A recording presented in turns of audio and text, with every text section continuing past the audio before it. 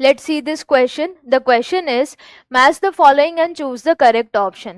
तो लिस्ट 1 में हमें यहाँ पर इंटरफेस और एम फेज और कुछ और स्टेजेस गिवन है.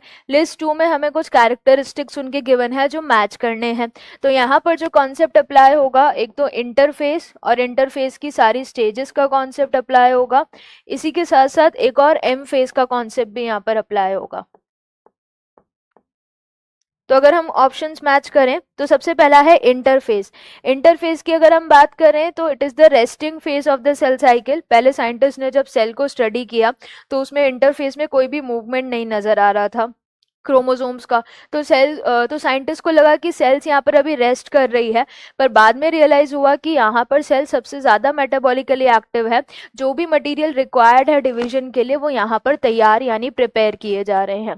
तो it is a resting phase of cell cycle, ये ए चला जाएगा.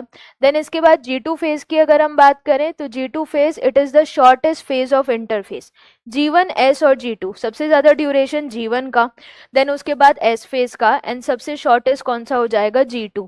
सो it is the shortest phase of interface. Then इसके बाद C M phase. M phase most dramatic phase है क्योंकि यहाँ पर बहुत ज़्यादा क्रोमोसोम कंडेंस हो रहा है, देन अलाइन हो रहा है, देन सेपरेट हो रहा है, देन टीलो ऑपोजिट पोल्स पे जाके क्या हो जा रहा है, डीकंडेंस. तो इसीलिए इसमें इतने ज़्यादा चेंजेस नजर आए तो इसको बोला गया most dramatic phase of cell cycle. G1 phase की बात करें तो it is the longest phase of interface, तो ये हो जाएगा.